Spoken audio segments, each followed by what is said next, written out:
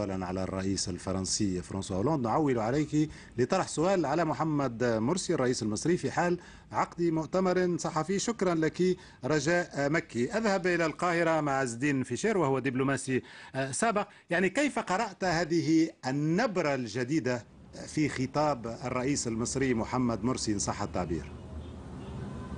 الحقيقة أنني وجدت في الخطاب نبرات متباينة وإشارات متباينة لجماهير متباينة، ولكن في المجمل الخطاب أعتقد أنه يميل إلى أن يكون خطاب تقليدي يمكن أن يلقيه الرئيس السابق في نيويورك. يعني إذا أغمض المشاهد عينيه واستمع إلى النص وتصور حسني مبارك يلقي هذا الخطاب، من الممكن أن يتسق الكلام مع ما يلقيه.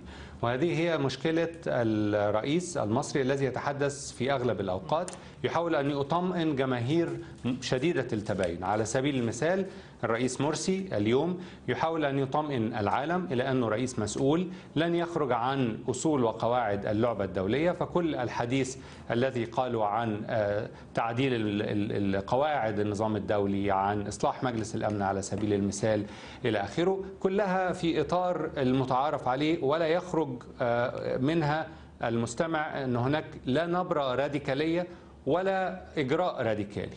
ولكن في نفس الوقت هذه الإشارات إلى تعديل النظام الدولي، هذه الإشارات إلى تعويض أفريقيا عن نهب ثرواتها في الماضي، هذه أيضا إشارات موجهة إلى جمهور غاضب يحمل عبء تاريخي من المشاغل التاريخية لدى المصريين والعرب عموما، شعور بالظلم وعدم العدالة إزاء النظام الدولي. هذه الإشارات موجهة له. نفس الشيء على إسرائيل، الحديث عن الحاجة إلى العدالة، الحاجة إلى أن يقوم الاستقرار في الشرق الأوسط على العدالة. هذا أمر موجه إلى أعتقد الجماهير المصرية كلها تتفاعل معه إيجابيا، ولكن في نفس الوقت ترجمة ذلك دبلوماسيا ترجمة تقليدية، أننا نريد إسرائيل تنضم لمعاهدة منع الانتشار، نريد الحقوق الفلسطينية في إطار المشروعية والشرعية الدولية إلى آخره. فالخطاب في مجمله تقليدي، ولكن طبعا كونه آت من الرئيس مرسي أول رئيس منتخب بعد الثورة يعطيه هذا يعني يمكن أن تقرأه بطريقة مختلفة إن أردت، ولكن في الحقيقة نفس الإشارات موجودة في خطابات سابقة، وفي مجمله أعتقد أنه تم في إطار المؤشرات التقليدية للسياسة الخارجية المصرية القديمة. الفكرة واضحة. أيمن سرور، ما رأيك؟ الخطاب تقليدي. أنا متفق إلى حد كبير مع سعادة السفير عز الدين. كل ما هنالك أعتقد أن كان في مسألة مهمة في خطاب مرسي حتى في لغته في بداية الخطاب ونهايته بالصلاة والسلام على الرسول. رجاء نعم الجانب الديني. واضح أن هنالك تأكيد على أن هنالك حكم إسلامي في مصر. ديت مسألة في منتهى الأهمية، أن هذا الرئيس يمثل تيار هو تيار أغلبية نتيجة الانتخابات اللي فاتت. النقطة الثانية أن هذا الخطاب لا يمثل تحت أي ظرف من الظروف توجه سياسة خارجية مصرية. هو توجه رئيس مصري من المحتمل أن تنتهي ولايته قريبا إذا نص على ذلك في الدستور اللي بيتم مناقشته دلوقتي، ومن ثم نحن نتحدث عن سياسته هو الخارجية أو ما يرغب. إذا نجح الإخوان في الانتخابات البرلمانية القادمة، وإذا نجح هو أيضا في إذا كان في انتخابات قصيرة أو قريبة أو بعيدة، حتى لو يعني سابوا له فترة انتقالية 4 سنوات، هيكون دوت توجهه. دي مسألة واضحة. في نقطتين تانيين الحقيقة في منتهى الأهمية لفتوا نظري، وهو عدم ذكره حقوق الإنسان بالمرة رغم الحديث عن الديمقراطية في البداية، ثم عدم تطرقه للجزء الاقتصادي اللي هو الأزمة الحقيقية اللي عايشة فيها مصر دلوقتي، وهو السبب المحرك لكل أزماتنا الداخلية بما فيها الأزمات السياسية.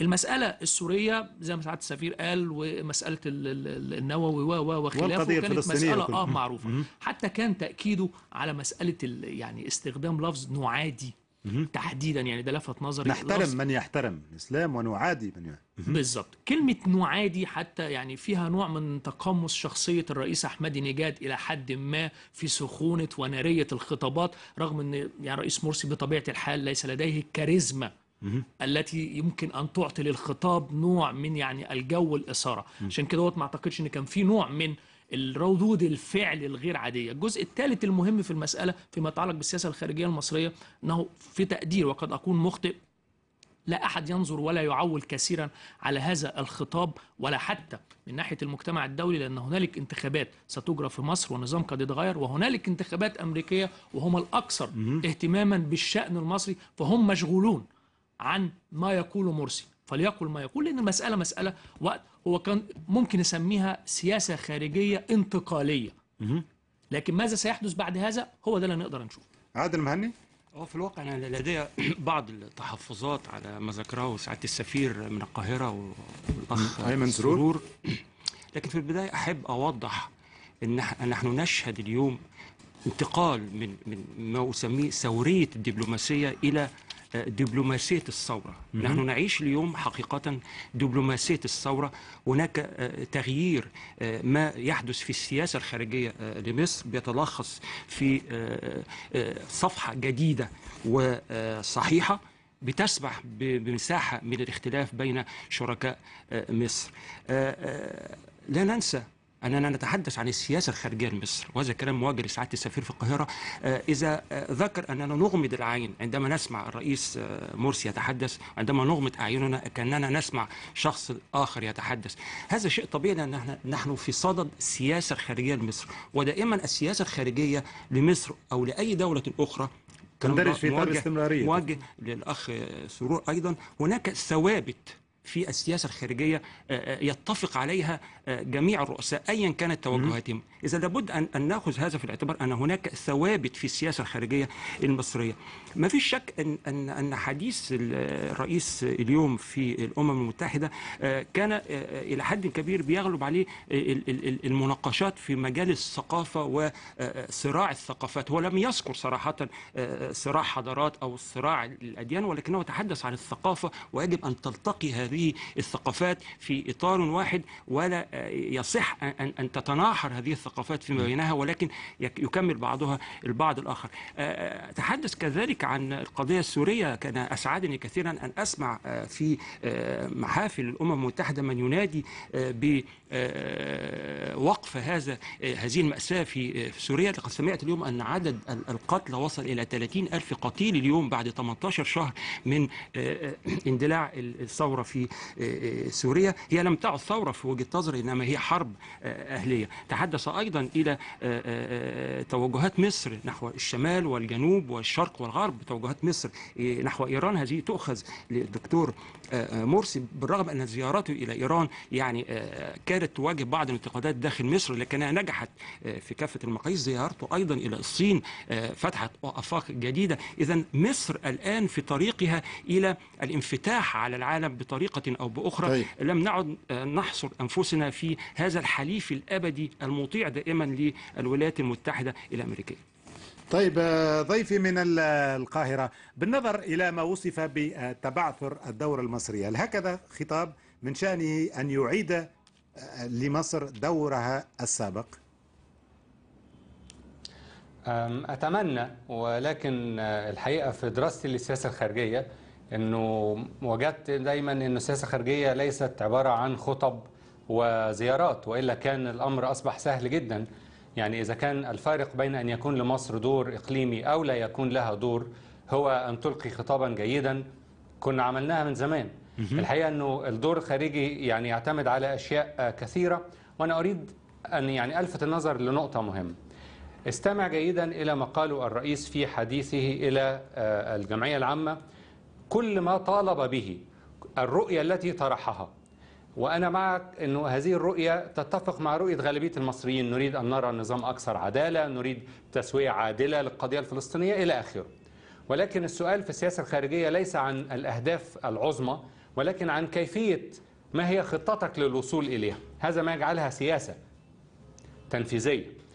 الرئيس مرسي في خطابه قال إنني أضع المجتمع الدولي أمام مسؤولياته في كل هذه الموضوعات. عندما طالب بذلك قال إنه يضع المجتمع الدولي أمام مسؤولياته. هذا الأسلوب أننا كعرب نضع المجتمع الدولي أمام مسؤولياته، فبين أن نناشد المجتمع الدولي أو نلومه وندينه لعدم قيامه بمسؤولياته، فنحن في واقع الأمر ننفي أنفسنا كفاعلين، لأنه الفاعل لا يكتفي بأن يطالب الآخر بالفعل، الفاعل يأتي بخطة للتحرك. لو كنت استمعت إلى الرئيس، تفضل. يعني أعتقد أن هذا الكلام برضو ليس صحيحا. لو أخذنا على سبيل المثال القضية السورية والصراع في سوريا، أعتقد أن هناك مبادرة حقيقية ما قام به الرئيس مرسي من خلال لقائه مع الرئيس الإيراني والتركي وملك السعودية. هناك هذه الرباعية الجديدة توحي أيضا وتؤكد أن الرئيس مرسي لا يضع العالم أمام مسؤولياته كما أشرت سيادتكم، ولكن هناك أيضا مبادرات جدية من جانب مصر خلال هذه الرباعية التي إصلاح مجلس الأمن في طيب. موضوع إصلاح مجلس الأمن. طيب سيد عزدين مع دول سيد عزدين في شير، سأعود إليك ولكن بعد الأخبار.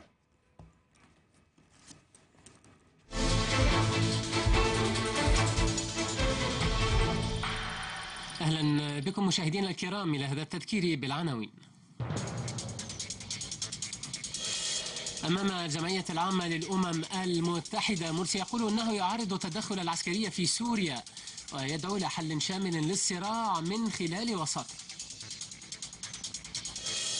ومالي تطلب رسميا من الأمم المتحدة تدخلا عسكريا دوليا لاستعادة شمالها من سيطرة المجموعات الإسلامية المتشددة. وإضراب عام يشل اليونان في اختبار لحكومة ساماراس، وتظاهرات ضد التقشف في أثينا تخللتها أعمال عنف. التفاصيل على رأس الساعة. شكرا وإلى اللقاء.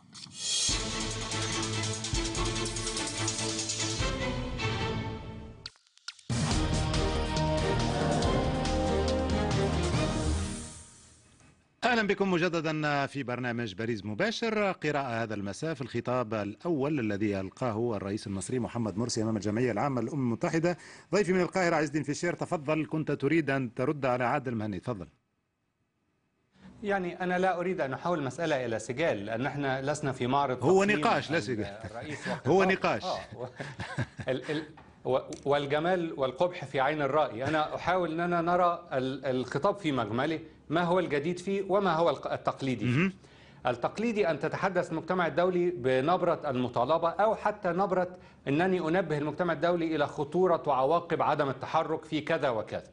الجديد هو أن تذهب إلى المجتمع الدولي وتقول هذا ما أنوي فعله.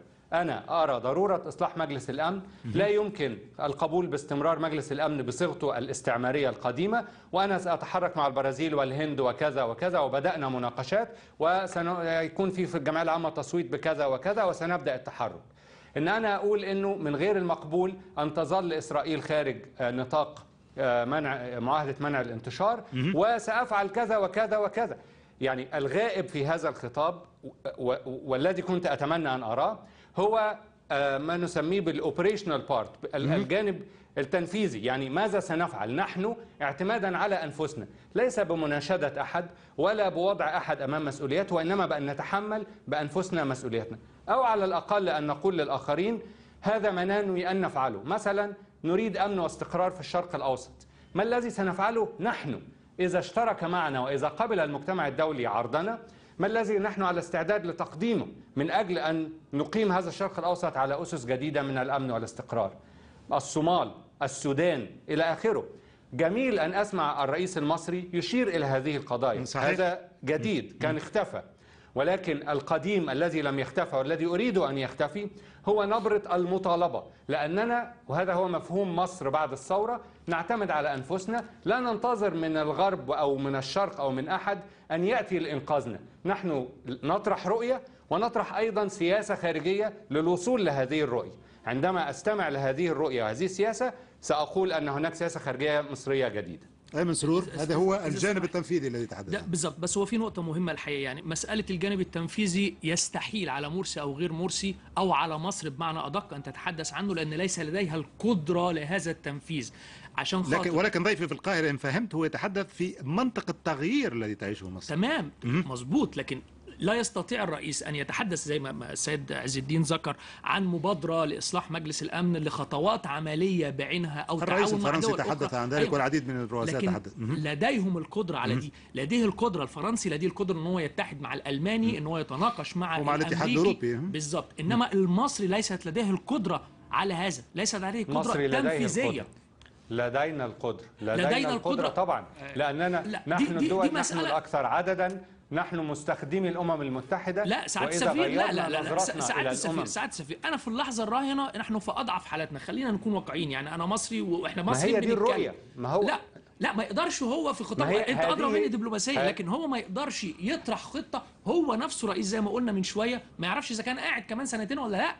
دي نقطة. النقطة الثانية المهمة وحضرتك ربما تفيدنا في المسألة دي، هي فكرة من صاغ هذا الخطاب. أنا في تقديري يبدو لي أن اليد العليا كانت في صياغته لرئاسة الجمهورية ومستشارين الرئيس، وليس وزارة الخارجية. الجزء الخارجية تدخلت وصاغت واستخدمت نفس العبارات اللي حضرتك تماما بتنتقدها وعندك كل الحق فيها، نفس العبارات المطالبة بنفس المدرسة القديمة. يعني بالبلدي زي ما بنقول في مصر، هو طلع من القديم من أسند إليه إعداد هذا الخطاب، طلع من الملفات القديمة إحنا الخطوط العامة بتاعتنا إيه، اديها للرئاسة، وقعد حد صاغها وحطها مع بعض.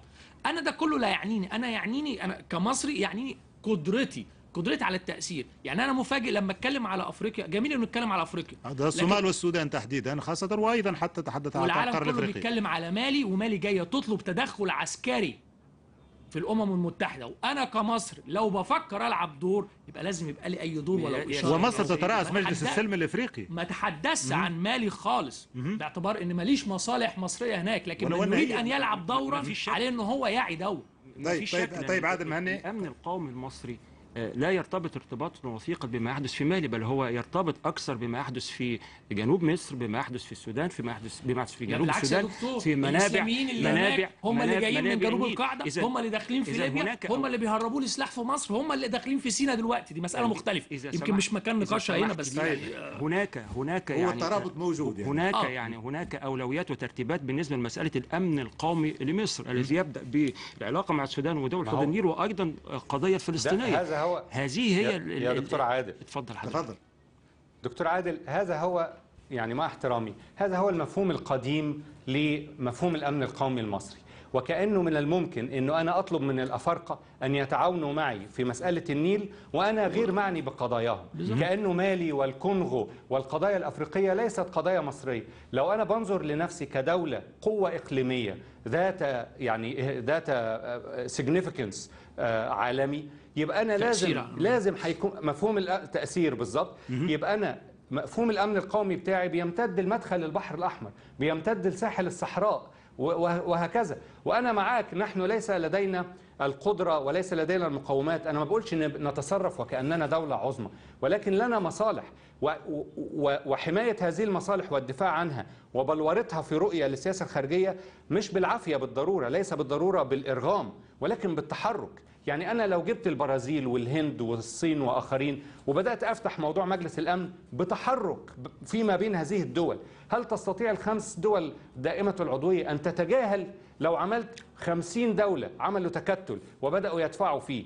ده بدون يعني ما يكون عندي جيش ولا أنا قوة عظمى ولا أي حاجة.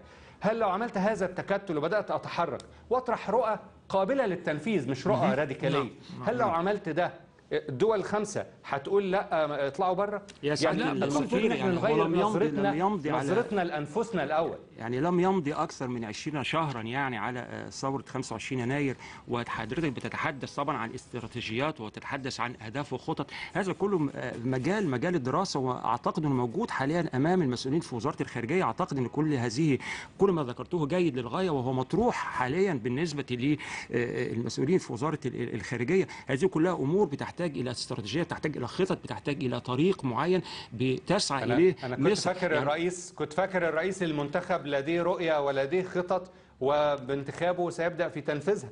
بس وانا متفق معاك انه ربما هناك هذه الخطط هنقع مره اخرى في مساله الوقت، مساله استعجال الامور. نحن نلوم على المواطن. لكن انت كنت تتحدث عن ثوابت دبلوماسيه قائمه واستمراريه. الدبلوماسيه يعني اعتقد ان الدبلوماسيه المصريه اليوم يعني بتوافق الى حد كبير حتى كافه التيارات الموجوده داخل المجتمع المصري، بدءا من الحريه والعداله، حزب الوسط، التالف الشعبي الى اخره، كلها تقوم على مبادئ العدل، الحريه، التعاون المتبادل، الاحترام المتبادل. يعني مصر اليوم يمكن أن تقبل الولايات المتحدة الأمريكية كحليف لها، ولكن بشروط مصرية وليس كما كان من قبل. هو هذا ما يتحدث عنه الضيف، يعني كيف يمكن لك أن تطلب شيئا بمواصفات مصرية أو على الأقل عربية أو على الأقل إقليمية. أعتقد سعادة السفير يعني بما لديه من خبرة دبلوماسية بيتكلم في في الصميم بطبيعه الحال، بس بيتكلم في فكره واضحه جدا انك حتى مع قدراتك المحدوده تستطيع بتكتيكاتك ومناوراتك وخبراتك وتغيير استراتيجياتك وتحالفاتك سواء اقليميه ام دوليه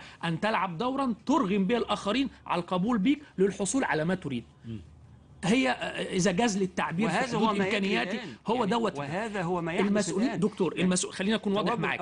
المسؤولين في مصر نعم. النظام اتغير، راس النظام اتغير صحيح. نعم. لكن المسؤولين بما فيها وزاره الخارجيه وسعاده السفير ادرى مني تماما، عفوا سعاده السفير لان اعلى من سعادتك على يعني على التقاعد، لكن من هم في الإدارة الخارجية المصرية لا زالوا يتعاملوا بنفس الفكر أن السياسة الخارجية تأتي بخطوط رئيسية وعريضة من رئاسة الجمهورية. لا زالت ما عندهوش الفكر رغم وجود كفاءات غير عادية. أنا أبصم بالعشرة على دوت ان هنالك كفاءات غير عاديه في وزاره الخارجيه المصريه، لكنها لاسباب مختلفه اداريه ووظيفيه وخلافه مكبوته يعني مش قادره تخرج لي استراتيجيه يتولاها هذا لو الرجل. سمحت لو رجعت بس حتى لما تصدره وزاره الخارجيه المصريه عن التوجهات الجديده في الدبلوماسيه المصريه على لسان على لسان وزير خارجيه مصر، هذه الطريقه الجديده للتعامل مع العالم الخارجي، توجهات وتحركات الرئيس مرسي خلال الفترات القليله الماضيه، زيارته الى الصين وزيارته الى معظم الحاجات دي كانت مرتبه سابقا. كل يعني زيارته هذا الايراني الرئيس عدم الانحياز بيسلم، يعني مثلا يعني ناس قالت ده احنا توجه ايران وبتاع، الراجل راح يسلم الرئاسه وماشي.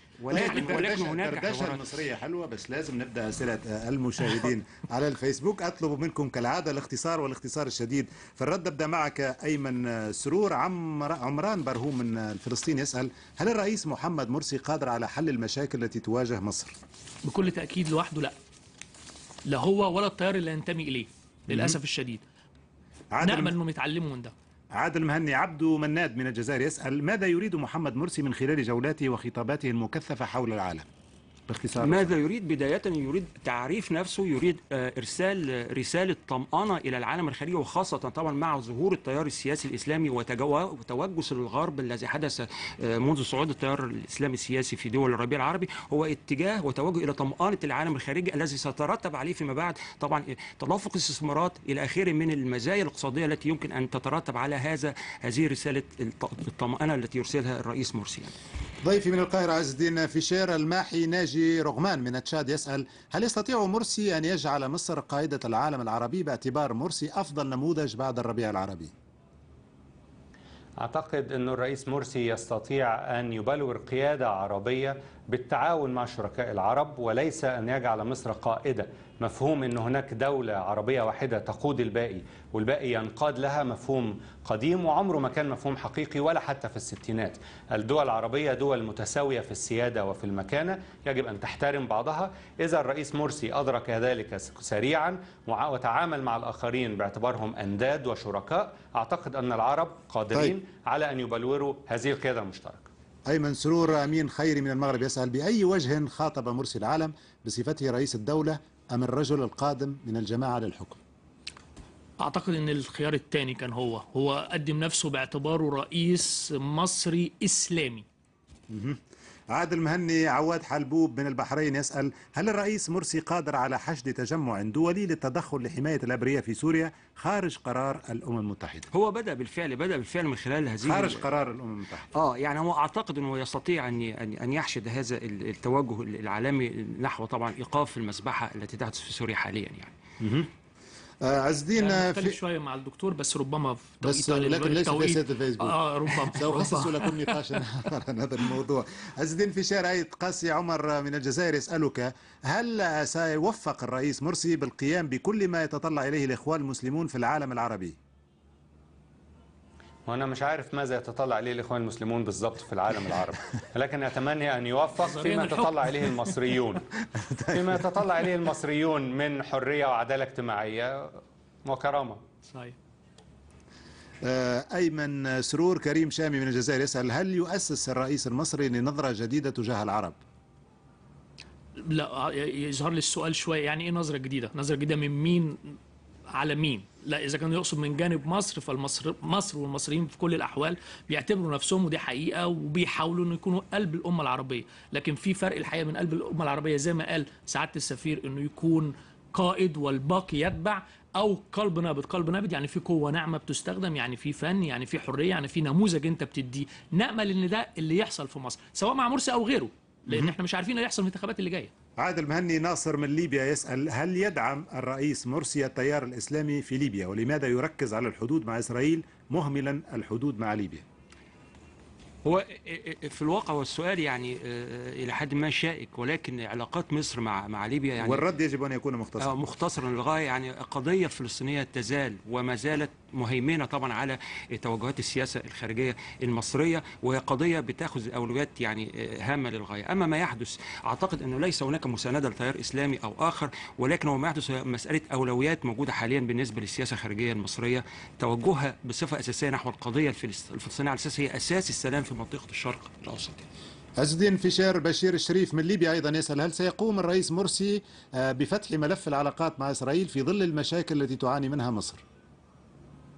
أعتقد ملف العلاقات مع إسرائيل لا يمكن تجاهله. أي رئيس مصري مضطر إلى التعامل معه والاشتباك معه. أشكر في الختام عادل مهني وهو أستاذ الاقتصاد الدولي في جامعة نيس، وأيمن سرور محامي وناشط سياسي، وكان معي من عبر الأقمار الصناعية من القاهرة عز الدين فيشير دبلوماسي سابق وأستاذ العلاقات الدولية في الجامعة الأمريكية. شكرا جزيلا لكم. شكرا.